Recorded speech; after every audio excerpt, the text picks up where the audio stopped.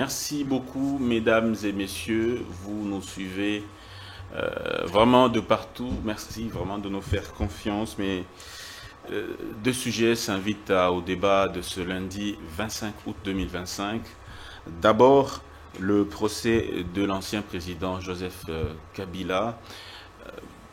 La partie civile a évoqué le fait que l'ancien président portait la nationalité étrangère. Il avait un nom d'emprunt et donc on devrait le juger comme étant un espion étranger au lieu de le juger comme étant un ancien président de la République, d'où la réqualification des chefs d'accusation.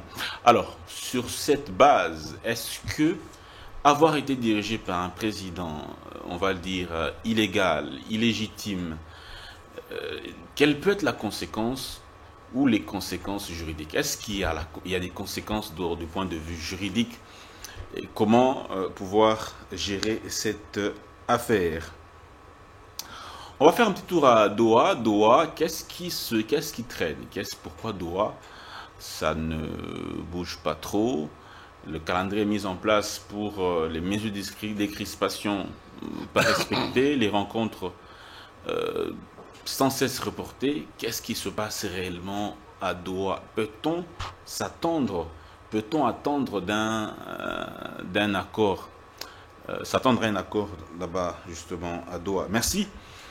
Mesdames et messieurs, vous êtes nombreux à suivre dans cette émission. Pour le moment, deux invités qui sont avec nous en attendant un troisième qui, dans quelques instants, va faire son entrée. Je présente d'abord M. Jean-Paul Kazamba, qui est donc membre du Front commun pour le Congo de l'ancien président Joseph Kabila. Bonjour et bon retour dans Grande Tribune, M. Jean-Paul Kazamba. Merci Dan pour votre invitation. Je sais aussi mon frère qui est à côté. Nous sommes là, votre entière disposition. Malgré que si je suis arrivé un peu en retard, il y a eu trop d'embouteillages, je ne sais pas. Est-ce qu'il n'y a pas une politique pour juguler un peu ces problèmes d'embouteillage? J'ai fait 2 heures de temps pour arriver ici. De Lemba à Gombe, 2 heures de temps. Voilà ce que ça donne. La ville de donne l'impression comme si la ville n'était pas gouvernée. Si vous voyez les embouteillages, vous voyez la saleté. Moi, je pense que ce sont des choses pareilles qu'aujourd'hui, les gens peut-être se moquent de nous aussi. Au regard de tout ce qui se passe aujourd'hui, vous savez que le régime en place a beaucoup de choses à faire. Les peuples attendaient de l'IDPS, non pas des histoires que nous voyons ici. L'IDPS a aujourd'hui atteint un programme d'annerie qui est indescriptible, on ne sait pas, qui est sans nom. Dan. J'ai un chef de l'État qui a fait 18 ans. Vous avez évoqué les histoires. Il y aura des retombées. Qu'est-ce qu'il y a comme conséquence juridique? Quelqu'un qui vous a dirigé pendant 18 ans, aujourd'hui, vous amenez sur place pour vous dire qu'il était étranger. Alors quels vont devenir tous ces actes juridiques qu'il a pris comme président de la République, mais étranger? Tous on doit en parler. C'est pas. Donc moi je pense qu'en fait, nous sommes en face d'un régime ou d'un parti politique qui n'a pas été créé pour gouverner, mais pour s'opposer. Il n'a pas. La justice est non, indépendante. mais je sais de quel je vous parler. C'est une justice instrumentalisée par l'IDPS. Ça, c'est vraiment ce qu'on peut dire aujourd'hui que dans notre pays, nous avons ici, on avait une justice. Ce ne sont pas ces genres de procès qu'on aurait dû vivre. Vous savez que l'histoire, par exemple, des rames, par exemple, où il y a un ministre qui détourne un petit peu plus de 500 000 $ américains. Attention, ça c'est les. Mais personne n'en parle. Si on avait une justice, il y a des dossiers qu'on devait traiter que le peuple attend aujourd'hui. Les histoires, par exemple, de 100 jours. Il y a des milliards de dollars qui sont volatilisés comme ça. Mais quand vous allez à Makala, il n'y a personne qui a été arrêté. Mais je ne sais pas, mon frère, quand vous parlez de justice, je ne sais de quel je vous parler. Monsieur Jean-Paul Kazamba, merci bien. Je vais vous repasser la parole. Je donne la parole à. Je salue d'abord aussi votre co-débatteur qui est en face, monsieur Yves Badjoko de l'ECD, secrétaire national en charge de la jeunesse de l'ECD. Bonjour et merci également de répondre à notre invitation. Bonjour Dan, bonjour monsieur Kazamba, merci pour l'invitation. Je salue mes frères de Kishiché, de Kiwanja, de Lubero, de Walikale, de Massissi, de Kiwanja, de Goma, de Bukavu, de Kwamut, dans le plateau de Kwamut, dans le Maïndombe, du plateau de Bateke. Je n'oublie pas nos frères de Luturi, parce qu'on semble toutotalement oublier nos frères de Luturi qui sont aujourd'hui sous l'emprise totale de l'armée ougandaise et quasiment sous administration ougandaise. 2 heures, moi je me demande à quelle sauce on va être mangé dans quelques jours, dans une semaine après la rentrée des classes, parce que il est évident de constater que rien n'a été prévu pour résorber la question des embouteillages à venir. Tout le monde s'est contenté de cette dépressurisation que nous a donné les congés, les vacances, les grandes vacances des élèves, et on a oublié, on a fait une route par-ci, une route à moitié achevée par-là, et nous allons tomber dans des travers encore, totalement improbables dans une semaine. Je me demande comment on va se dépasser, s'il faut passer la nuit simplement dans les écoles, dans le travail, ou s'il faut aménager des dortoirs dans le centre-ville, comme ça on vient une semaine, à la fin de semaine on rentre chez nous, ça sera peut-être un peu plus simple. Mais je voudrais encore parler de quelque chose. Hier j'ai suivi Madame Wagner, la ministre en charge des Affaires étrangères. Elle a, au cours de son émission télévisée, quelque chose m'a rappelé un truc assez perturbant. Semlex de l'époque avait bloqué la base des données pour exiger des paiements à la République démocratique du Congo. Semlex, l'ancien producteur des passeports, avait bloqué la base de données, en tout cas les informations des requérants, contre paiement de ce qui lui était dû. Il y a 2-3 ans, si je ne m'abuse, non, peut-être un peu plus, à l'avènement à la sortie des Kimbuta, celui qui avait géré la base de données pour l'identification de taxis de la ville de Kinshasa avait fait des mêmes, était parti avec la base de données. D'ailleurs, lui, il est parti avec, jusqu'à aujourd'hui, on n'a pas la base de données, elle a disparu. Lorsque j'ai pris mon permis de conduire, j'ai entendu la même histoire, que la base de données des requérants est gérée par des Libanais, ceux qui ont en tout cas la charge de la production des permis de conduire. Mais est-ce que dans ce pays, nous sommes sérieux ? Est-ce que des informations aussi sensibles de la population peuvent être gérées en totale opacité par des individus? Mais je l'ai aussi suivi. Vous voyez l'émission qu'elle a enregistrée hier. Elle parlait d'un double contrat que la République a contracté avec l'actuel service qui produit les passeports. Le premier contrat consiste à produire des passeports pour les Congolais. Le second, il s'agit de former les Congolais pour qu'à l'avenir, nous ayons une imprimante nationale et qu'on puisse imprimer nos imprimés de valeur nous-mêmes. Donc c'est une phase qui est en cours déjà. Oui, mais ça, c'est pas le problème. Mon problème, c'est que les données des Congolais, les données personnelles des Congolais, aussi importantes que la biométrie, aussi importantes que les éléments de détail de votre vie, sont gérés par un kidam, un individu, fût-il ayant signé un contrat avec la République, mais c'est totalement aberrant. Parce que demain, qu'est-ce qu'il fait avec? S'il vend ses données au mieux offrant à la République, c'est extrêmement grave. Mais je sais qui dit qu'il occupe le poste qu'il occupe. Si demain, on prend ces informations personnelles de sa famille, de tout le monde, est-ce que vous vous rendez compte du danger dans lequel la République se met? Et encore, nous avons signé un contrat avec Dermalog pour 48 millions de dollars. Est-ce que les 48 millions de dollars n'auraient pas suffi à doter l'hôtel des monnaies des imprimantes capables d'imprimer des passeports? Parce que c'est ça le rôle de l'hôtel des monnaies, c'est de faire des imprimés des valeurs. C'est ça essentiellement son rôle. Est-ce qu'il ne fallait pas simplement prendre ces 48 millions, renforcer l'hôtel de monnaie pour qu'il puisse nous produire des passeports? Est-ce qu'il fallait aller attendre? Elle vous a parlé d'un double contrat. Et un premier contrat d'abord qui s'étend sur 5 ans, mais le deuxième contrat dont elle parle sur l'installation et la formation des Congolais qui a une durée de 3 ans. Une mise en œuvre probable dans 3 ans. Mais on marche sur la tête dans ce pays.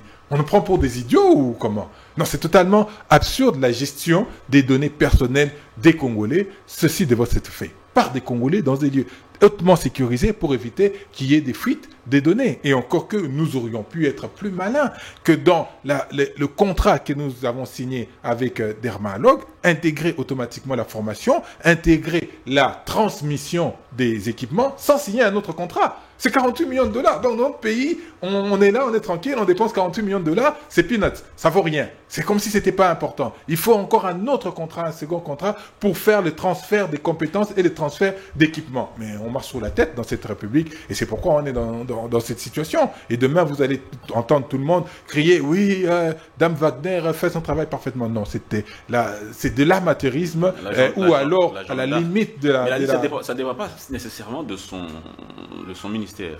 Mais comment ça? Beaucoup de comment dire, de directions qui entrent en jeu. Il y a aussi la DGI qui perçoit comment dire, les impôts censés aider. C'est pas un problème, mais le premier intérêt, c'est le ministère des Affaires étrangères. Voilà. Oui, parce que justement, cette société la compétence est concurrente. Et en faillite, cette société. Il y a aussi l'ANER qui doit identifier les Congolais à ce sujet. Merci bien. On va donc avancer avec notre sujet du jour. Justement, il s'agit du procès de l'ancien président Joseph Kabila qui est en cours. Le ministère public a déjà requis une peine de 20 ans de prison pour apologie des crimes de guerre, une peine de 15 ans complot et conspiration, peine de mort sans circonstances atténuantes, notamment pour crimes de guerre, trahison et organisation d'un mouvement insurrectionnel. C'est le général Lucien René Likoulia, auditeur général des forces armées de la RDC, qui a présenté donc ces réquisitions devant la haute cour militaire à Kinshasa. On va prendre cette réflexion d'un Congolais, un monsieur, qui dit ceci. Si Kabila, on ne va pas citer son nom, on va quand même prendre simplement sa réflexion, on va tous réfléchir ensemble. Il dit, si Kabila n'était pas congolais, alors la RDC a été dirigée par un étranger pendant 18 ans. Cela rend toutes les institutions de 2001 à 2019 illégitimes, donc c'est une farce. Une farce. Le président actuel est arrivé au pouvoir grâce à un deal avec son prédécesseur en 2018. S'il dit que celui-là est étranger, alors lui-même est le président et a été président par fraude. Voilà donc une imposture. Monsieur Edouard Kaboyi, UDPS Tshisekedi, vous êtes, on va dire, cadre à l'UDPS Tshisekedi. Bonjour et bienvenue. Merci bien, très cher Dan, pour l'invitation et pour le temps que nous aurons pour s'informer d'une manière ou d'une autre par rapport à l'actualité et les avancées dans notre pays. Merci bien. Alors, je continue avec vous, justement, parce que vous venez à peine d'arriver. On avait déjà un peu amorcé le débat avec vos compatriotes qui sont sur ce plateau. Comment vous comprenez cette question de nationalité de l'ancien Kabila qui est aujourd'hui posée devant la haute cour militaire? Quelles peuvent être les conséquences, on va dire, sur le système judiciaire et l'ensemble de toutes les lois qui ont été prises pendant que M. Kabila était chef d'État? Ben, et ici, il faut d'abord saluer l'état de droit qui est en marche. C'était ça notre cheval de bataille. Parce que dans un état démocratique, primo, c'est la loi qui prime. La loi est au-dessus de tout le monde. Et tout individu, quelle que soit son notoriété, quelle que soit son immunité, tous nous nous inclinons devant la loi.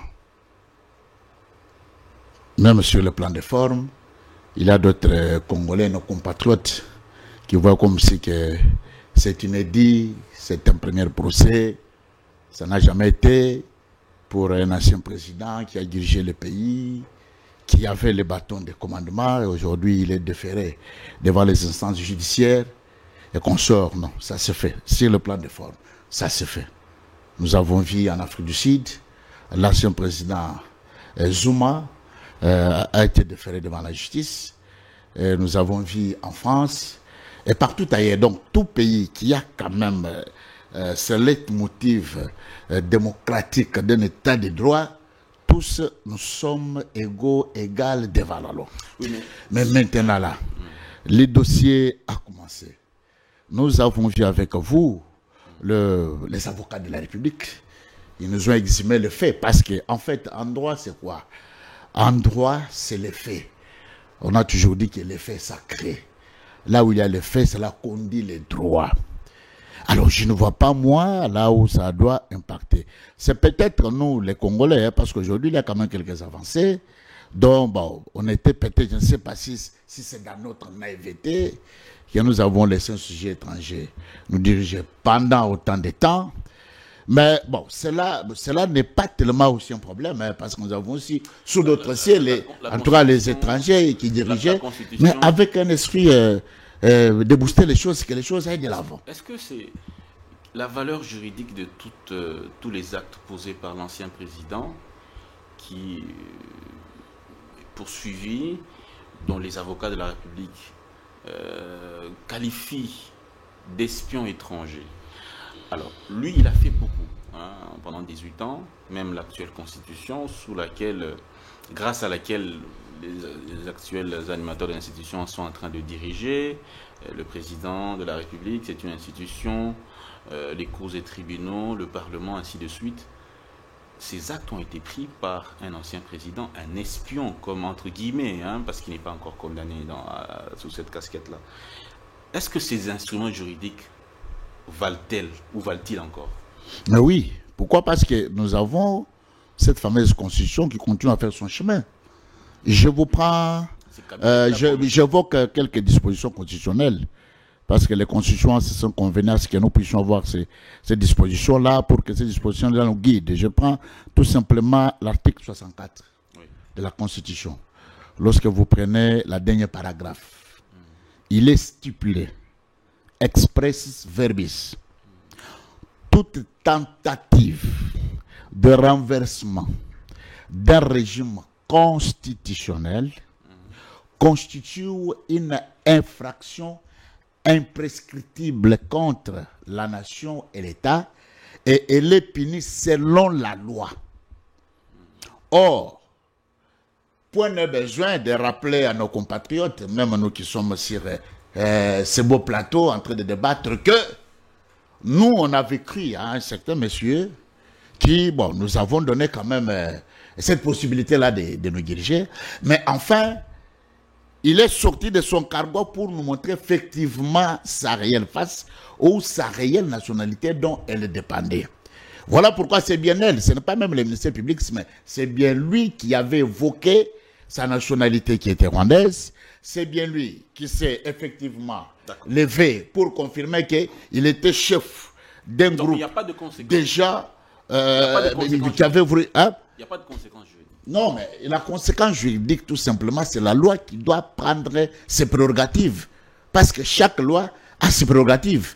Donc, lorsque la personne est devant un procès, bien est incriminée, à charge ou à décharge, mais il y a les pièces, il y a le fait par lesquels il est reproché, et c'est à partir de cela qu'on va tirer toutes les conséquences possibles par rapport à la loi et au terme de la loi même. Merci beaucoup. Nous sommes en train de parler, nous référons justement à la loi. Il faudrait que cette loi-là soit la plus claire possible pour que ceux qui nous suivent à la maison puissent tirer quelque chose de cette émission. On est en train de réfléchir sur les possibles conséquences juridiques si Kabila est effectivement reconnu comme étant espion étranger. Alors, M. Jean-Paul Kazamba, vous qui êtes du Front commun pour le Congo, quelle lecture avez-vous de cette affaire, la tournure qu'elle prend aujourd'hui? Non, mais vous avez compris que notre frère de droite ici n'a pas répondu à votre question. Vous voulez poser la question, quelles sont les conséquences juridiques du fait de traiter un chef d'État d'un espion? Il évoque l'article 64 qui fait partie de la Constitution qui avait été promulguée par cet espion-là. Vous ne voyez pas qu'il n'a rien répondu sur cette question sur les conséquences juridiques, le fait de taxer un ancien chef d'État d'étranger alors qu'il a pris des actes, entre autres, promulguer la position que lui est en train d'évoquer là. Il n'a pas répondu. C'est-à-dire que nous sommes en face des gens qui ne savent pas quoi ils sont. C'est-à-dire que c'est le manque à faire. Les gens... Nous sommes en justice. Non, mais écoutez, mon frère, lorsqu'il parle d'état de droit, un état de droit, c'est un état où le gouvernant et le gouvernant sont tous soumis aux lois du pays. Mais si vous savez qu'il y a des gens qui sont aujourd'hui des intouchables comme on a vécu à l'époque. Vous savez qu'il y a des procès qui devaient avoir lieu, mais qui n'existent pas parce qu'il y a des gens qui sont là qu'on ne peut pas toucher. Lorsqu'on parle de l'histoire des rames, où on vous dit puis à l'Assemblée nationale que cet argent partait au niveau de la présidence de la République. On n'a jamais parlé de... Vous savez, c'est regrettable, M. Dan. L'IDPS n'a pas été créé pour gouverner, mais pour s'opposer. Ils ont montré de combien ils sont incapables, incompétents. Aujourd'hui, ce peuple a besoin de beaucoup de choses. Ce peuple s'attend... Non, les conséquences, c'est qu'aujourd'hui, on doit faire la table rase de tout ce que Kabila fait. Cette constitution doit être détruite. Même ce doit démissionner. Parce qu'il est chef de l'État sur base de la constitution qui a été promulguée par un espion. Parce qu'ils ne savent pas ce qu'ils font là. Ils ne savent pas quelles sont les retombées ou les répercussions de leurs âneries. Est-ce réellement le cas que si Kabila est connu comme étant espion, tout ce qu'il a pris comme acte juridique, tout doit tomber? Mais c'est caduc, en principe. Est-ce vrai? Mais c'est ça, mais c'est ça sur le plan du droit. Les actes pris par un espion, par un étranger, mais qui doit être... Mais on doit faire la table rase. C'est là que le monsieur n'arrive pas à répondre parce qu'il sait que maintenant ils sont maintenant en train de tourner à rond. Mon frère Dan, vous savez qu'ailleurs, il a même compris, il a dit qu'ailleurs, c'est-à-dire que ce sont des débats d'ailleurs dépassés. Imaginez aujourd'hui en face, on faisait un débat par exemple pour dire que Nicolas Sarkozy était un Hongrois. Ils ne le feront pas. Il a même dit ici que ce sont des choses, parce qu'il y a des pays aussi où on a eu des étrangers, mais qui ont quand même bien gouverné. Mais d'ailleurs, ce n'est même pas le cas pour Kabila. Est-ce que c'est à l'IDPS, parce que moi je ne parle pas de mais l'IDPS. C'est à l'IDPS, monsieur, de donner des nationalités aux gens, aux Congolais. Non, excusez-moi. Excusez-moi. De quel vous parlez? De la justice où vous montre Cherubin Okende, qui on vous dit que non, qu'il s'est suicidé. Quelqu'un qui va se tirer des balles dans la Jeep et puis va mettre des ceintures. On dit qu'il s'est suicidé. Ça, c'est la justice de l'IDPS, non? De Moujmaï. Non, c'est pas juste. C'est pas la justice, c'est pas la justice que le peuple congolais s'attendait. L'IDPS nous a montré combien il est incapable. Et c'est une honte pour la nation congolaise, M. Dan. Non, écoute. Nous avons, ça me fait très mal au cœur. J'ai vu un ministre en fonction, Bemba. Là, je parle de Bemba en tant que ministre qui mobilise des Quinois la journée au stade Vélodrome pour leur dire que vous venez, je viens vous dire que Kabila est étranger. Il n'est pas fils de son père, il n'est pas fils de sa mère. Il réunit tout un ministre de transport alors qu'il y a un petit qui était à côté. Mais à part ça, monsieur le ministre, nous voulons quand même savoir quel est le devenir, quel est le sort de la société Transacadémia. On voit les bis là-bas au Palais du Peuple, mais là, souffrent, ne savent pas les étudiants. Oh non, je ne suis pas venu pour ça, je suis venu vous dire que Kabila est un étranger. C'est-à-dire que, M. Dan, moi je pense que ça sont moi je crois que ça ce sont des débats même de caniveaux. Pour moi, passer du temps à de telles bassesses, ça me fait je suis très mal à l'aise. Merci beaucoup, M. Jean-Paul Kazamba. Est-ce que c'est à l'IDPS de donner la paternité aux Congolais? Non, écoutez, M. Dan. Qui ne sait pas que le Congolais est manipulé par les pouvoirs en place? Que c'est une justice instrumentalisée. Merci beaucoup, M. Jean-Paul Kazamba. Quel est ce monsieur que vous avez vu aujourd'hui, ceux qui croupissent à les Jakinda là, et ceux qui sont à l'étranger? Ce sont des gens qui s'opposent au régime de M. Tshisekedi. Mais combien vous avez trouvé qui sont en prison parce qu'ils ont détourné? Il y a des millions de doigts qu'on est en train de détourner chaque jour qui passe. Merci beaucoup, M. Jean-Paul Kazamba. Je dois récupérer la parole. Il y a des carrés miniers au Katanga, il y a des proches parents de Tshisekedi qui ont été des messieurs. Katanga. Non. On ne parle pas de ça. On ne les arrête pas. Vous me parlez de quelle justice, mon frère? Vous n'avez pas la preuve de ça. Il faut avoir le respect comme du Congolais. Vous n'avez pas la preuve. Vous nous avez fait reculer d'une façon qu'on ne peut pas imaginer dans ces pays. Merci bien. Je reprends la parole, M. Jean-Paul Kazamba. Vous n'avez pas la parole.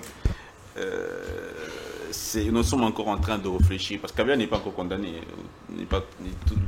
Le procès continue. Il ne sera même pas condamné, il ne sera même pas tué, il ne sera pas arrêté. D'où il n'y a pas d'indistraction.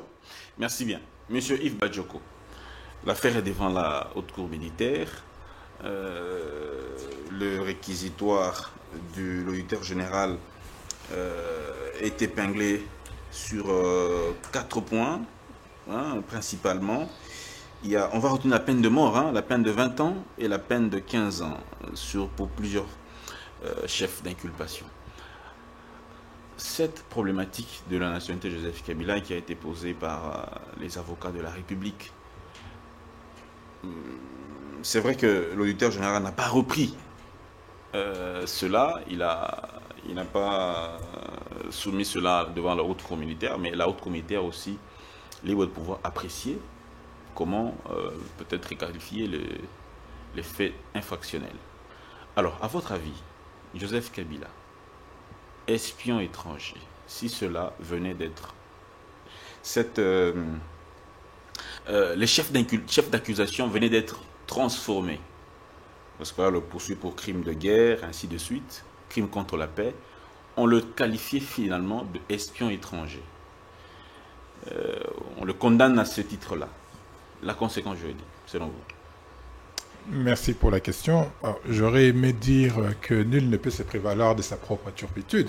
En notre temps, en notre instant, j'aurais dit cela. Nous, à SID, nous avons rappelé, nous avons dit que Kabila avait volé le pouvoir du peuple pour le donner à Félix Tshisekedi. Aujourd'hui, on aurait pu les laisser s'entre-déchirer entre eux et regarder de loin. Mais aujourd'hui, la République est en danger. Nous avons 2 provinces totalement qui sont sous contrôle du Rwanda. Nous avons une autre province qui est l'Ituri qui est totalement sous contrôle de l'Ouganda. Nous avons des massacres partout ici à Kwamondo, le Maïndombe, les Mobondo qui font rage. La République est en danger et je pense qu'il faut pour nous concentrer, nous consacrer à des problèmes essentiels de la vie de la République.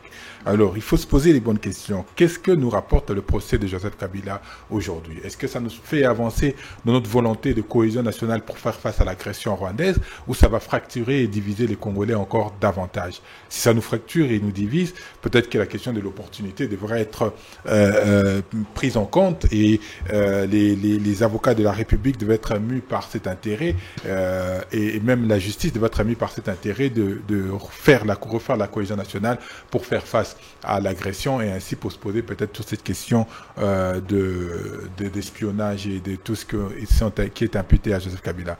Mais vous parlez des avocats de la République. Vous savez, si nous étions dans une République sérieuse, nous aurions honte du cinéma que ces avocats font. Vous avez entendu lorsqu'ils s'exprimaient en anglais dans les réseaux sociaux, ils parlaient à temps et à contre-temps. C'est lamentable. Et si c'est ça l'image qu'on veut envoyer de la justice congolaise, c'est totalement dramatique et déplorable. Mais maintenant, dans votre question, moi je voudrais que...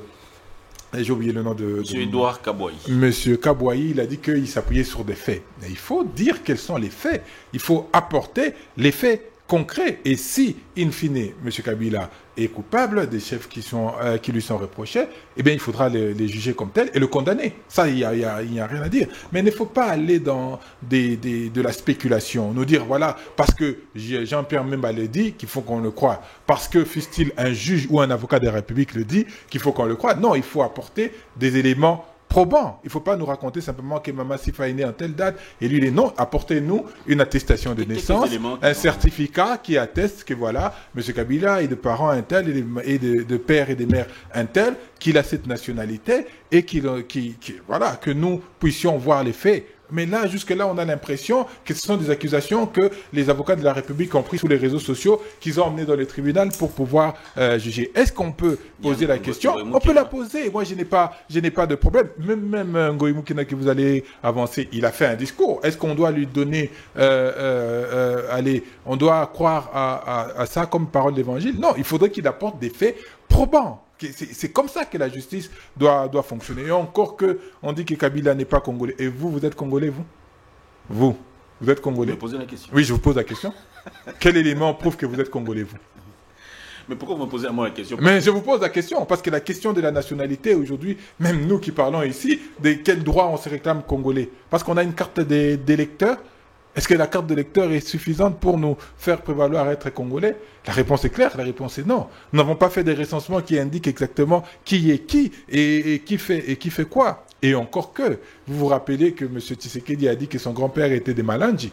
Donc si on doit remonter sur tout le monde, Malandji c'est en Angola.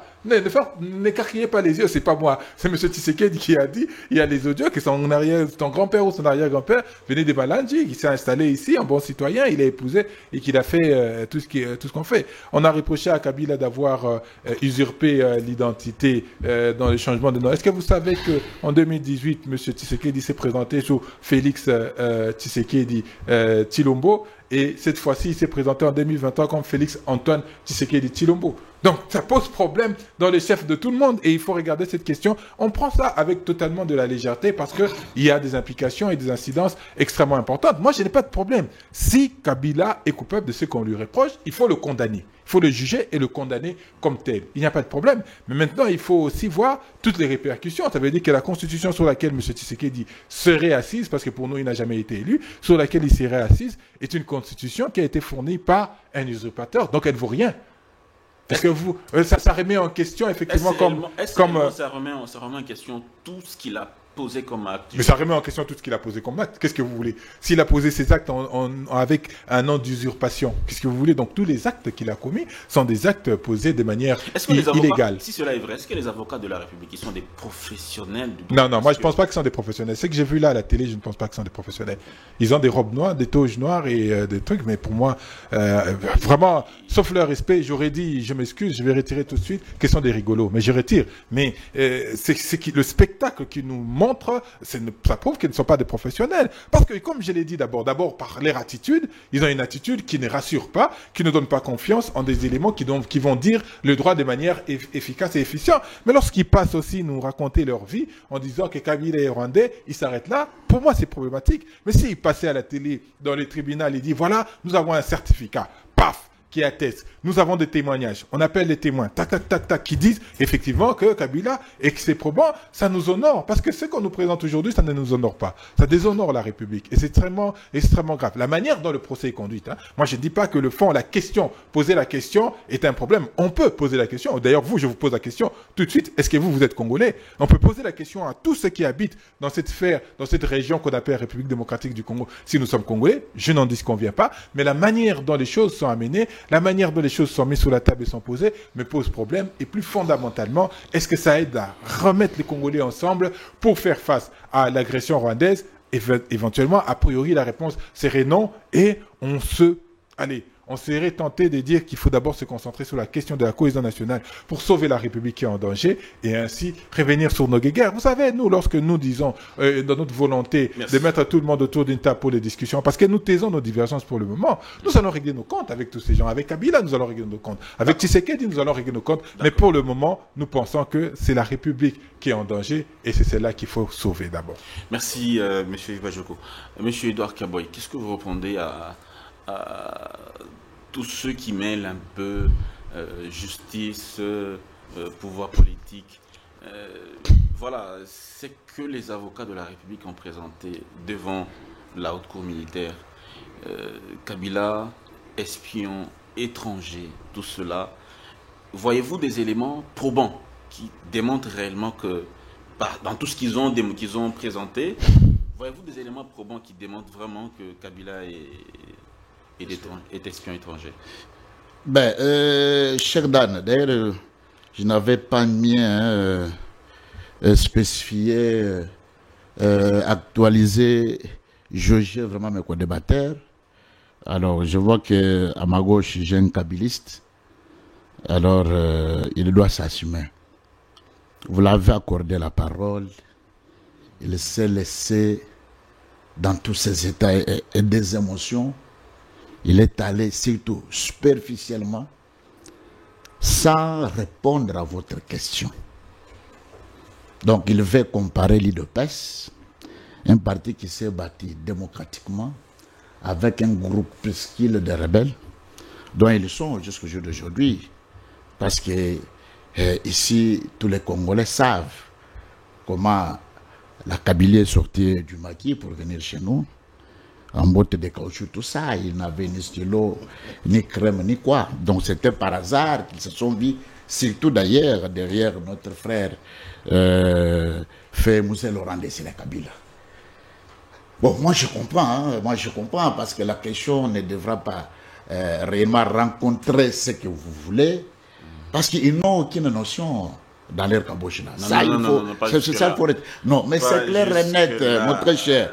Nous disons, vous savez, écoutez, quand nous sommes sur un plateau de télévision, surtout votre plateau serré comme ça, le peuple qui nous regarde a besoin de sortir avec quelque chose. Oui. Communiquer, s'informer, se renseigner, se donner la source sûre.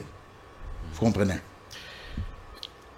Dans votre question, effectivement, il y a les conséquences juridiques. Lorsqu'un ancien président est poursuivi pour espionnage, très cher Dan, ça varie, hein, dépendamment dans les systèmes juridiques de chaque pays. Et comment dirais-je? C'est-à-dire que si des preuves qui sont présentées, parce que moi, je me suis dit, faux à ce que mon ami de l'ECD est en train d'exhumer ici, il est en train de ne pas reconnaître la qualité de ses avocats, etc. Voilà les problèmes. Les problèmes ici, c'est que, donc, nous voulons nous faire nous voulons juste comprendre, monsieur Edouard Kaboy, nous voulons juste comprendre. Mais, parmi les éléments que les avocats de la République ont présentés, y a-t-il des éléments qui semblent beaucoup plus convaincre l'opinion que Kabila n'est pas... Mais, cher Dan, écoutez, oui. Je ne peux vous rappeler, encore une fois, ou rappeler nos téléspectateurs que en droit, ce n'est pas le verbiage. En droit, c'est le fait. Et d'ailleurs, ici, moi, je suis de l'UDPS. Nous sommes la première force politique, après les investigations et les recherches, que nous avons dit tout haut sur l'appartenance originelle de ce monsieur Hippolyte Kanambe Kazembere. Est-ce qu'il y a des éléments... Mais attendez, mon très cher. Écoutez, vous savez, la nationalité, hein, lorsque nous voulons s'étaler sur ce qui signifie la nationalité, sur ce qu'on nous a donné dans leur fameuse constitution, il y a la nationalité d'origine, il y a la nationalité d'acquisition. Oui. Vous comprenez? Or, la nationalité d'origine est très au patriotisme, à l'appartenance d'un pays, d'une nation dont vous venez. Vous comprenez? Et dans tout état de figure, chaque citoyen du monde s'identifie par rapport à sa nationalité d'origine. C'est pourquoi vous voyez, même lorsque vous allez sous d'autres cieux, mais c'est facile d'identifier que celui-ci est un étranger, celui-ci est un natif. C'est clair et net. Donc vous n'inventez pas la roue ici. Voyez-vous, nous, Congo démocratique, nous sommes de cette culture d'accueil, un peu hospitalière, donc qui a besoin d'accueillir tout le monde. Mais moi, je m'excuse lorsque mon compatriote dit, écoutez, est-ce que dans vous êtes congolais? Mais ça, c'est quoi ça, cette histoire? Hein? C'est quoi ça, cette histoire? Croyez-vous réellement que si M. Kabila était de souche, d'origine et de sang congolais ou congolaises, croyez-vous qu'il pouvait prendre les armes pour tuer les Congolais afin de revenir au pouvoir? Attendez, monsieur. Maintenant, les avocats de la République, ils vous montrent les évidences. S'il vous plaît, monsieur Edouard Kaboy, on va se comprendre. On va se comprendre et puis on va avancer.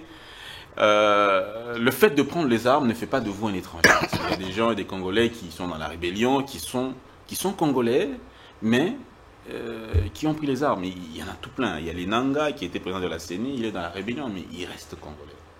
Jusqu'à l'heure qu'il est. Mais alors, ce qu'on a suivi déjà, par rapport à tout ce qu'il y a eu comme procès, ainsi de suite, ça a quand même un peu suscité l'interrogation des téléspectateurs, de l'opinion. On se pose la question de savoir si Kabila est fait effectivement, parce que bon, là c'est encore c'est une supposition. Il n'y a aucune juridiction qui a confirmé qu'il n'est pas congolais. Jusqu'à l'heure qu'il est, il est congolais, il a été présenté comme ça par le greffier. Alors, si aujourd'hui Kabila reconnu comme étant étranger, gardons d'abord cela comme cela. Tout ce qu'il a eu à prendre comme acte qui ont engagé la République sous une fausse identité, est-ce que cela est a toujours une valeur juridique? On peut toujours considérer cela comme étant valable ou valide? C'est ça la question. Il y a une litanie de conséquences, mais écoutez, cher Dan, Oui. nous sommes des intellectuels. Vous me posez une question et je réponds par rapport à votre question. Oui. La question que vous me posez, si vous ne m'avez pas posé la question de Jean-Pierre Bemba ou de Delis Sang ou de quiconque, vous me posez la question de M. Polite Kanambe Kazember. Vous comprenez? Je réponds par rapport à ça, à ce que moi, en tant que citoyen de ce pays, je fais foi à ma justice. Primo. Secondo, vous l'avez bien dit. Peut-être, n'en déplaise à mon frère de l'SID qui est en train de les dénigrer. Ces gens-là, ce sont les professeurs. Ils ne peuvent pas se mettre devant un tel procès pénal d'un ancien président de la République sans pour autant avoir l'état de se ressourcer de toutes pièces, des recherches et des investigations. Voyez-vous, les conséquences juridiques que vous me posez là, il y a des poursuites d'abord pénales. Devant le preuve présentée. Parce que les faits sont sacrés. Dès qu'on présente les faits, effectivement devant le tribunal à compétence de juger l'ancien président de la République et que les avocats de la République présentent les faits, les évidences, ça vous prouve à suffisance effectivement qu'ils ont eu l'état de faire des recherches-là, des investigations, afin de venir. Maintenant, le juge pénal de celui qui est incriminé a à son ressort maintenant les possibilités des conséquences juridiques. Notamment, il y a des poursuites judiciaires.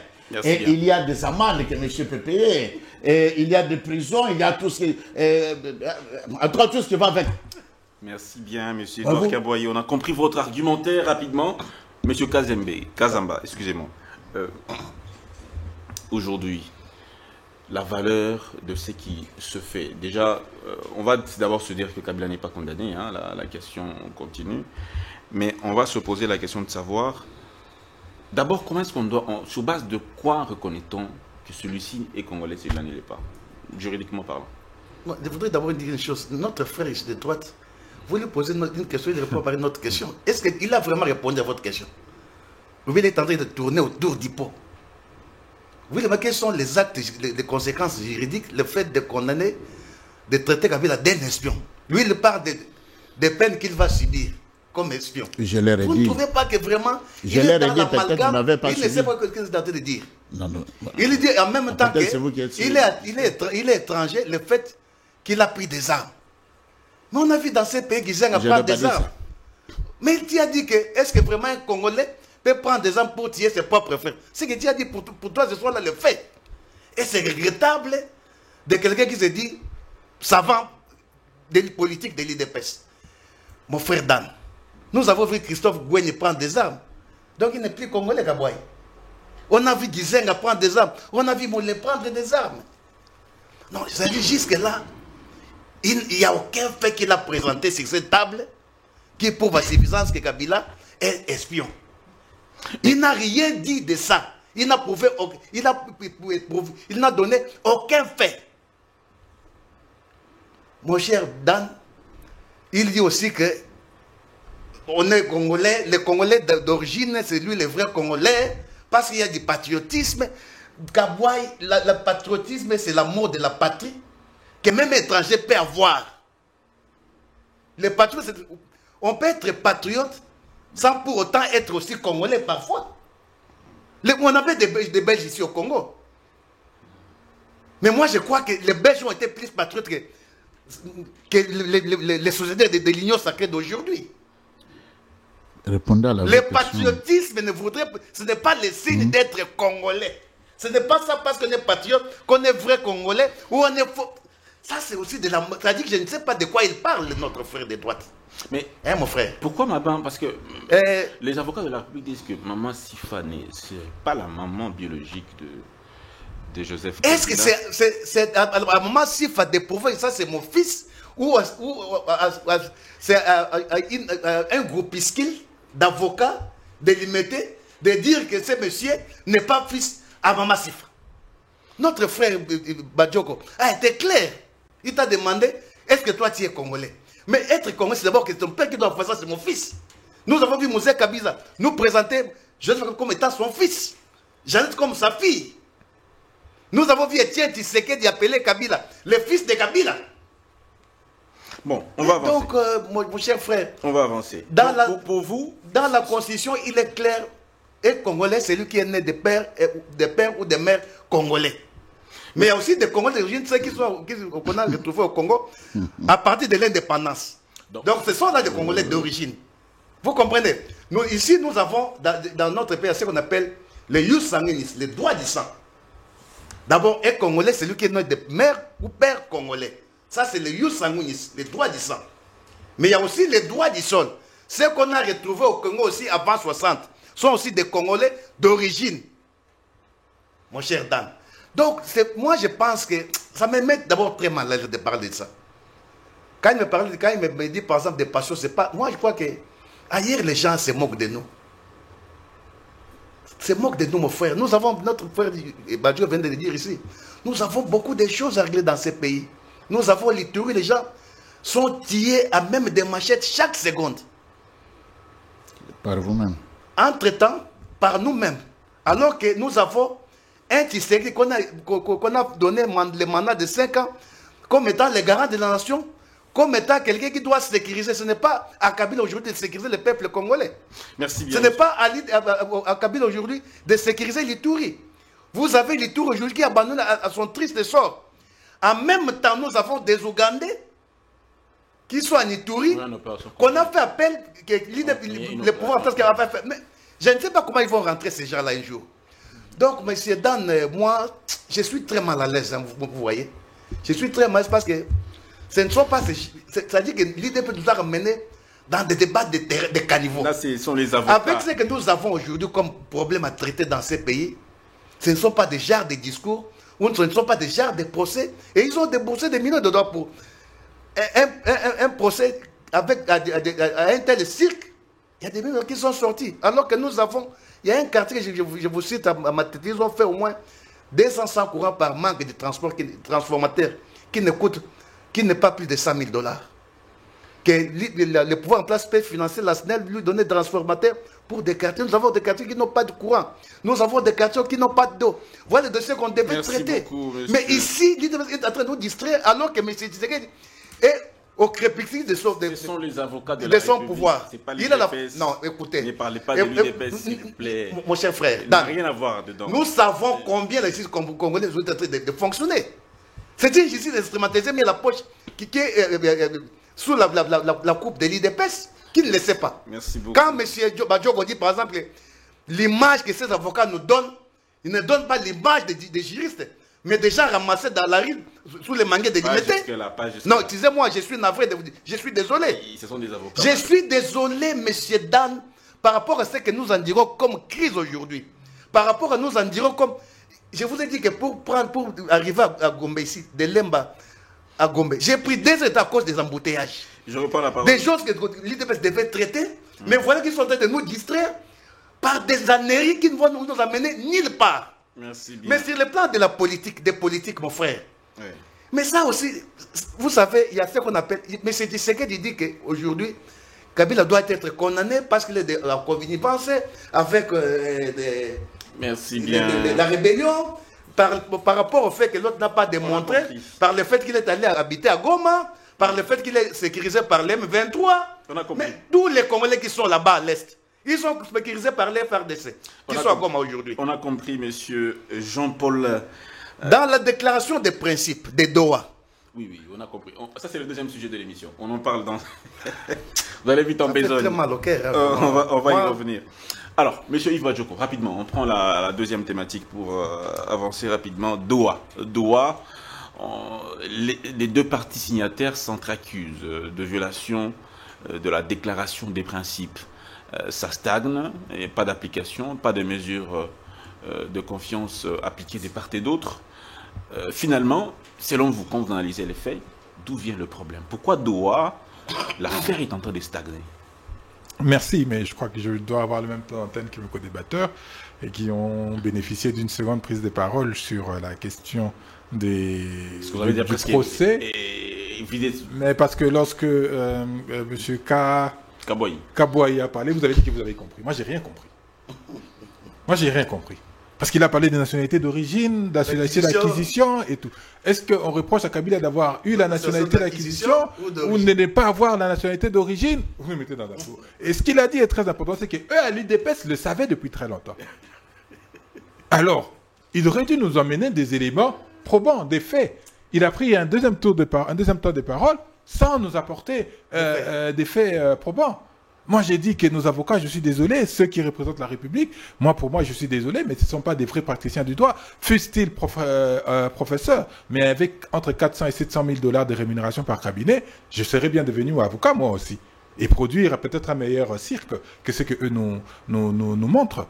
Non, soyons très prudents. Nous parlons de la République. Le danger, c'est ça. C'est que vous-même, sur ce plateau, vous parlez avec légèreté de cette question, alors que ça a des implications extrêmement importantes. Telles que Mais tel que tous les actes pris par un usurpateur, tous les actes pris par un espion doivent être nuls et non avenus. Mais la Constitution tombe, les institutions de la République tombent, l'actuel président tombe, et l'actuel président peut même être lui aussi accusé et poursuivi parce qu'il savait. L'UDPS a dit qu'il savait ça depuis très longtemps. Donc il savait que Kabila avait une autre nationalité, mais il a accepté de faire ami-ami avec lui, remise et reprise avec lui, mettre ensemble les FCCK et travailler ensemble. Donc il peut être aussi impliqué comme co-accusé dans le cadre de ce procès. Si nous sommes logiques avec nous-mêmes, c'est dans ça qu'on doit se diriger. C'est vers ça. Si notre justice est juste, c'est vers ça qu'il faut s'engager. Suivons vos propos, parce que vous avez confirmé ici que l'UDPS savait depuis très longtemps que son vrai nom c'était Hippolyte Kanambe, que c'était un usurpateur. Est-ce que vous vous rendez compte dans quoi est-ce que vous êtes en train de mettre la République? Moi, je ne vous oppose pas, je ne conteste pas que vous posiez la nationalité, s'il est congolais ou pas. Mais il faut réfléchir et donner les implications. Et il faut surtout apporter les preuves. Vous dites que ce n'est pas le fils de sa mère. D'accord. Dites-nous, c'est le fils de qui? Dites-nous, c'est le fils de qui? Mais ne limitez pas à vous dire. Parce que de l'ancien président. Mais il n'y a pas de problème. Emmenez-nous les documents qui attestent l'adoption de... Mais oui, emmenez-nous les documents qui attestent les documents, parce qu'il faut un jugement. Pour adopter un enfant, il faut un jugement. Il ne faut pas le dire simplement comme ça. Vous pouvez dans la vie comme ça l'adopter, mais dans les faits, pour qu'il soit reconnu tel que votre enfant, il faut un jugement qui le dit et qui les présente comme tel. Est-ce qu'ils ont ce document? S'ils ont, qu'ils nous le présentent. Nous, on est bien d'accord. Et il a parlé ici de patriotisme et tout, effectivement, qui n'avait rien à voir. Mon co-débatteur l'a rappelé que Nicolas Sarkozy se réclamerait, on pourrait l'accuser d'être... Nicolas Sarkozy est d'origine hongroise, mais il a servi la République française. Il est patriote, oui ou non? Il a servi la République française au plus haut point. Donc, la question, il ne faut pas nous emmener dans un flou. Tout le monde nous emmène dans un flou artistique. Vous, sur le plateau, vous nous emmenez dans un flou artistique. Les avocats de la République, là-bas, ils nous emmènent dans un flou artistique. Tantôt, ils parlent en anglais, tantôt en français. Tantôt, ils envoient des proverbes et tout. Et ils nous racontent aussi leur vie et des choses qu'ils ont pris dans les réseaux sociaux. Et très vraisemblablement, des choses qu'ils ont pris aussi de vous, de l'UDPS. Parce que vous saviez depuis longtemps qu'Hippolyte Kanambe était un usurpateur. Mais vous avez accepté de faire ami-ami avec lui et de faire le transfert de pouvoir. Mais ça, c'est la justice. Mais de manière sérieuse. Ce que moi, je dis, il faut que ce soit sérieux. Et puis après que ce soit sérieux, il faut analyser les implications qu'il y a par rapport à notre République, à la marche de l'État, au fonctionnement de l'État, des institutions, de toutes les institutions. Parce qu'on a l'impression qu'on ne prend pas la mesure de la chose. C'est extrêmement grave ce qui s'est passé. Mais c'est extrêmement grave. La République ne vaut rien aujourd'hui. Parce que la République est assise sur une constitution. Si vous reniez la Constitution, donc tout tombe. Mais tout tombe. La République est nulle part. La République est encore plus dans la rue que dans la gestion du régime de M. Tshisekedi. Donc c'est extrêmement grave. Il faut traiter cette question. Il faut la prendre avec beaucoup de pincettes. Mais encore que, comme je vous ai dit, aujourd'hui nous avons des éléments extrêmement importants. La balkanisation de notre République est en marche. Ça ne nous intéresse pas. Qu'est-ce que nous faisons pour notre République? 2 provinces sous-occupées, l'Ituri qui suit les pas. Ici, Kwamut Maindobe, ingouverné et ingouvernable. Ça ne nous intéresse pas. Voilà les questions essentielles sur lesquelles d'abord nous devrions nous focaliser. Nous résolvons cette question et puis après, nous pouvons revenir effectivement par cette question. Non, cela ne passe pas par doigt. Nous l'avons dit et répété ici depuis très longtemps. Bien sûr que les pays amis et frères peuvent apporter leurs initiatives pour aider la République qui est en danger et qui nous pose des difficultés, notamment Washington, notamment les Qatar, l'Union africaine. Nous n'en disconvenons pas. Mais le plus important, c'est ce que nous, les Congolais, nous faisons. Qu'est-ce que nous faisons ici? Est-ce que nous nous rassemblons ou nous nous divisons? Ça n'apportera... Et encore que... J'ai suivi Martin Fayoulou, permettez-moi que je vous puisse vous lire ce qu'il a dit. Processus de Doha. Pour Fayoulou, les discussions entre Kinshasa et l'AFCM 23 doivent se limiter à l'imposition d'un cessez-le-feu et à l'application de la résolution 2773. Oui, aujourd'hui tout le monde est essoufflé.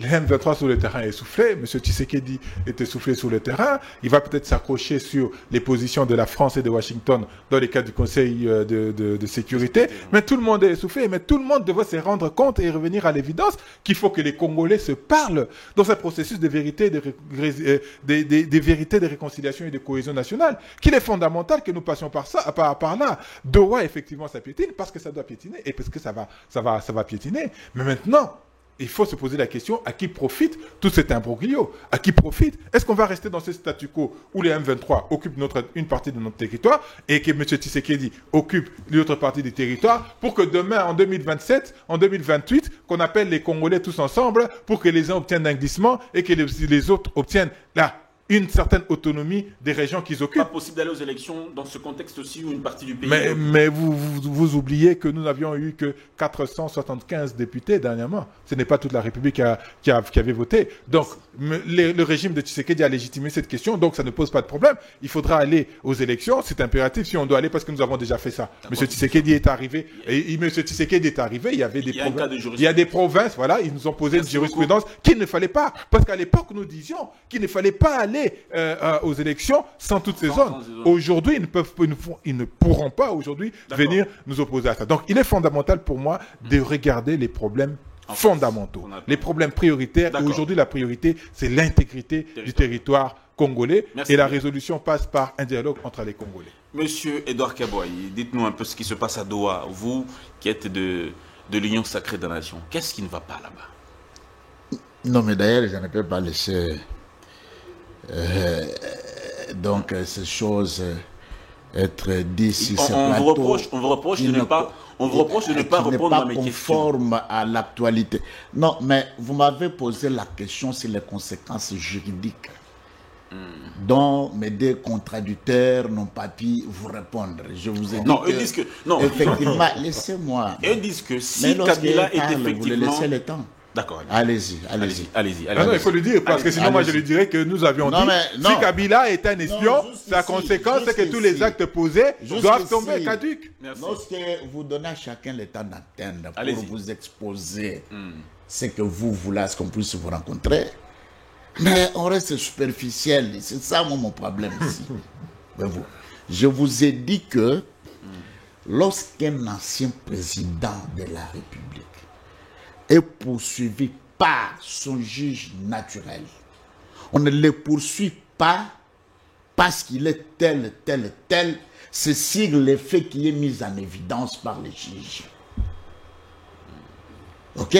Je vous ai dit que les juges là, les avocats de la République là, que mon ami est tenté de dénigrer là, ils doivent comprendre que ce sont des crimes qui savent mieux défendre ce qu'ils en ont besoin de défendre pour la justice de tout un peuple. Les crimes intellectuels. Les conséquences juridiques, il y en a. Je vous ai dit que lorsque les preuves sont présentées, il y a les poursuites et le procès pénal.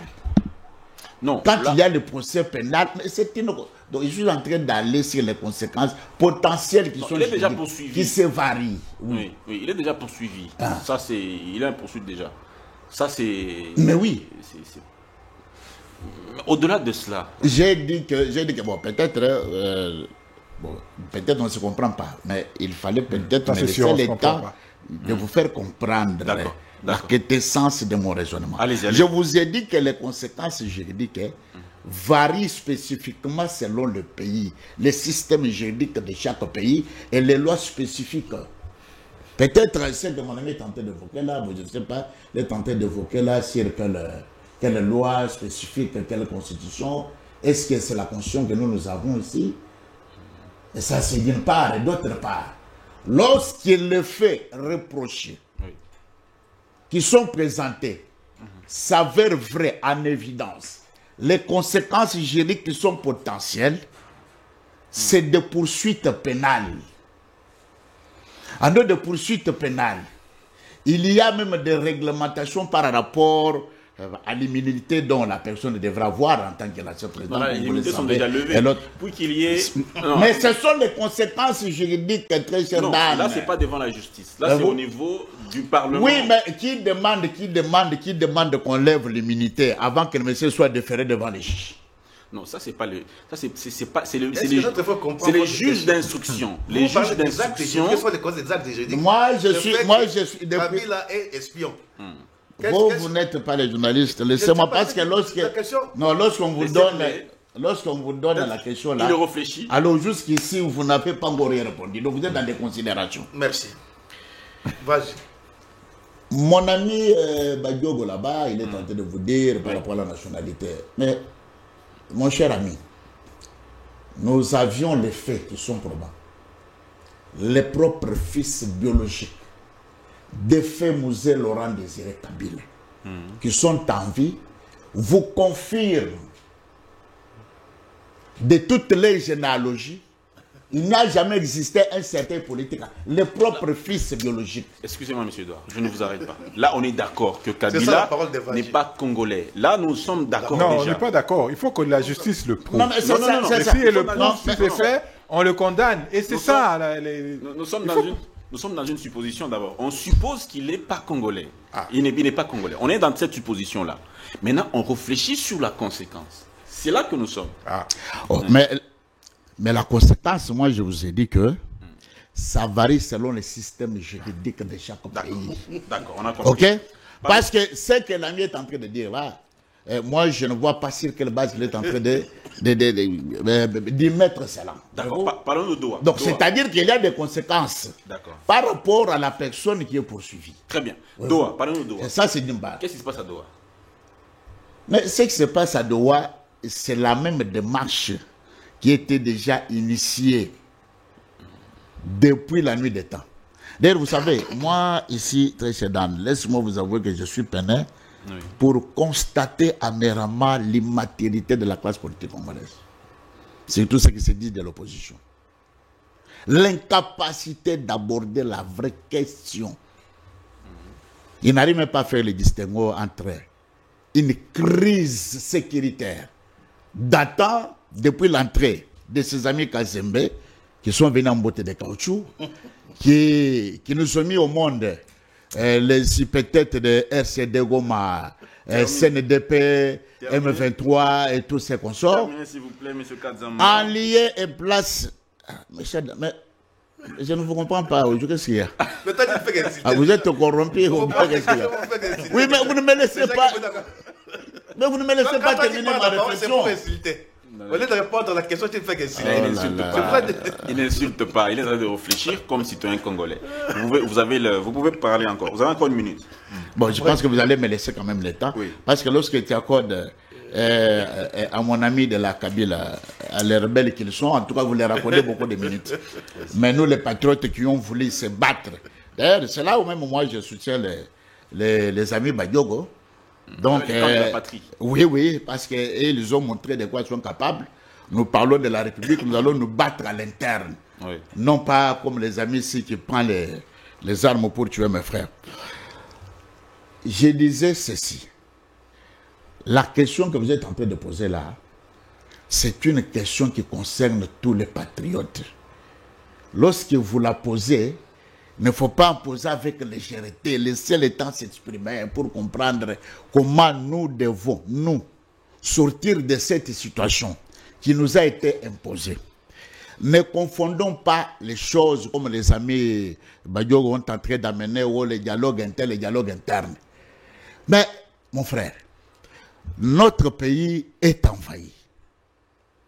Il y a une situation qui a été décrétée pour balkaniser notre pays datant, en complicité avec l'AFDEL et les amis de la Kabila qui sont ici avec moi sur ce plateau. Maintenant, nous avons un ennemi, parce qu'un vrai patriote, le régime du Rwanda, c'est un ennemi commun de toutes les Congolaises et Congolais. Que devons-nous faire? Parce que Doha, que vous dites là, je l'ai toujours dit, Vous voyez, ça sont des instruments juridiques internationaux, hein, Très bien. qui viennent pour tel planter de base, afin qu'il y ait de pourparlers, comme dans toute guerre, personne n'a le monopole. Un certain moment, il faut se mettre autour d'une même table et puis en parler. Mais nous, à l'interne, en tant que les patriotes, que devons-nous faire? Est-ce que c'est le problème, le dialogue des opposants en robe qu'on est en train de nous imposer, en complicité avec Kagame et tout ce qu'ils ont soudoyé, alors qu'ils veulent venir à ce que nous puissions nous mettre sur la table avec les trucs. Donc, Doha est processus de Nairobi, dont tous les groupes armés, parce que nous, en venant à la mastondo de la RDC, on avait recensé plus de 200 quelques groupes armés que les amis ici, ils avaient laissé, plus de 18 quelques groupes armés étrangers, dont nous avons demandé que ceux qui seront identifiés en tant que Congolais dans ce groupe armé étranger que mes amis ici ont amené, ils doivent être cantonnés. Et la résolution historique 2773 et en tout cas, je vous dis, cher Dan Kleboa, la paix nous en aurons. Avec les patriotes congolais. Avec les patriotes congolais, Félix Tshisekedi, comme vous le dites. Alors, M. Jean-Paul Commandant suprême. En 2-3 mots. Doha. Non, je suis navré que Kabila, lorsqu'il est parti, il a laissé 2 345 000 km² entre les mains de M. Non, il n'y avait pas de 2 Il a laissé Bounagana entre les mains de Tshisekedi. Non, ça ne peut pas passer comme ça, monsieur. Ils sont en face. Vous avez laissé plus de 200 groupes armés. Mais c'est certifié. Non, mais il ne faut pas mentir à la télé. Nous sommes en face des gens. Dis la vérité, chose que vous avez laissé. Qui ont réduit ces... Vous avez laissé M23, vous avez laissé SNDP. Mais Tshisekedi, c'est quelqu'un en principe qui devait être chantre ou enthousiasmé du dialogue. Mon frère venait de le dire ici en face. Mais Tshisekedi n'a jamais gagné des élections. S'il est présent, c'est parce qu'il y a eu ce qu'on appelle le compromis à l'africaine. Donc c'est quelqu'un qui peut être enthousiasmé du dialogue. Parce qu'il est présent, il dit par dialogue. Moi, il parle de... Notre frère l'a évoqué aussi. Il dit que mais qu'est-ce que nous gagnons? Qu'est-ce qui gagne? Le fait qu'il y a Goma et Bukavu qui est à gauche avec Nanga et Tshisekedi à droite. Mais les gagnants, c'est Tshisekedi et Nanga. Nous sommes en face aujourd'hui à des gens qui sont des jouisseurs. Tshisekedi déjà avec tout ce qu'on a comme richesse ici, de carrés miniers, il s'en sort gagnant. Il a de l'argent, il gagne. Tshisekedi n'a rien à foutre avec Goma et Bukavu. On peut rester comme ça pendant des années. Lui, il est gagnant par rapport à ce qu'il gagne ici. Ici, nous devons avoir, c'est un révolutionnaire qui peut avoir des soucis de remettre, de recoller les morceaux de ce pays qui est en train de se déchirer, comme Kabila l'a fait en 2000. En 2000, lorsqu'il est arrivé au pouvoir, il a trouvé le pays morcel. Il a accepté de réduire son pouvoir et de faire ce qu'on appelle la formule 1 plus 4 qui n'a jamais existé. Moi, Tshisekedi, c'est un jouisseur. Avec les milliers qui gagnent à Kwatanga, qu'est-ce qu'il a foutre avec Goma, mon frère? On peut rester 2-3 ans comme ça. Personne ne fait rien. Il n'en a pas besoin. Il n'a aucun plan. Ils n'ont aucun plan pour ça. Ils sont ici que pour distraire des Congolais par des procès bidons qui n'amènera rien, mon frère. Merci beaucoup, monsieur. Ça, là où les bas blessent. Excusez-moi de vous dire ça, je suis désolé. Monsieur Yves Bachoko, vous également,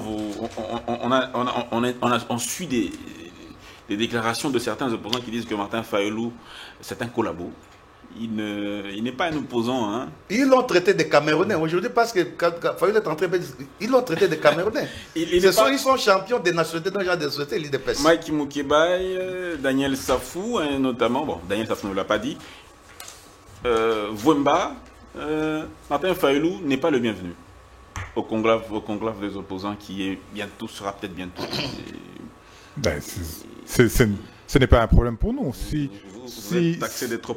Vous déjouez un double jeu. Ce n'est pas un problème pour moi. Si il décide, Mokeba et ses copains, d'aller faire Mumuse à côté, nous, ça ne nous intéresse pas. Nous, ce qui nous intéresse, c'est la République. Je dis et je répète, nous parlons des questions importantes. Nous disons et nous répétons que la République est en danger. Il faut qu'on sauve cette République. Ce n'est pas le moment de nous déchirer. C'est le moment de nous unir. Ni dans l'opposition, ni dans la majorité, ni en tant que Congolais. Le plus important pour nous, c'est de trouver des solutions aux problèmes auxquels nous faisons face. Est-ce que c'est que M. Mokeba a dit concourt à ce que nous puissions trouver des solutions aux problèmes des Congolais? Je réponds, j'ose croire que ce n'est pas le cas. Ce que Tartampio Kingandi dit, ce n'est pas ça. Aujourd'hui, nous sommes dans une situation extrêmement difficile. Dan, vous êtes ici à Kinshasa, vous êtes bien. Si vous étiez journaliste à Goma, quel serait votre statut à cette heure? Si vous étiez journaliste en Itourie, si vous étiez journaliste dans le Kwamouth, quel serait votre statut aujourd'hui? C'est ça qu'il faut que nous puissions penser, c'est ça vers lequel nous devons nous diriger et nous devons nous concentrer pour résoudre les questions. Martin Fayulu, c'est un homme d'État qui montre la voie à suivre, qui est allé voir M. Tshisekedi sans peur, sans gants. Il est allé en pleine journée, il a dit et il a fait, il est allé. Mais aujourd'hui, nous avons des problèmes. Nous avons des problèmes. Le temps importe peu. Nous avons fait notre part. Le plus important de la vie, c'est savoir faire la part. Nous avons fait notre part, nous avons montré, nous continuons de montrer la direction à suivre. Martin Fayulu, comme vous l'avez dit, l'a répété, Doha doit se concentrer sur l'application d'un cessez-le-feu pour permettre à nos concitoyens de revenir dans une certaine sérénité, appliquer la résolution 2773 et enfin pour permettre aux Congolais de pouvoir nous discuter entre Congolais et résoudre nos problèmes en interne. Je dois mettre fin à cette émission. La régie. Mais moi, j'aime pas. J'ai déjà. C'est vous qui avez commencé. Mais c'était vous qui avez commencé avant moi. Mon ami. On doit mettre fin à l'émission. La régie me dit qu'on a largement débordé. Il y a une autre émission qui commence juste après celle-ci. Merci, mesdames et messieurs, de nous avoir suivis. Si vous avez des réponses à nos questions, peut-être qu'on n'a pas été assez profond. Peut-être que mes invités n'ont pas été exhaustifs. Hein? Peut-être faute de temps. Si vous pensez avoir aussi des éléments, des réponses à nous donner, contactez-nous. Nous allons vous recevoir sans problème. Au revoir. Portez-vous bien. À très vite.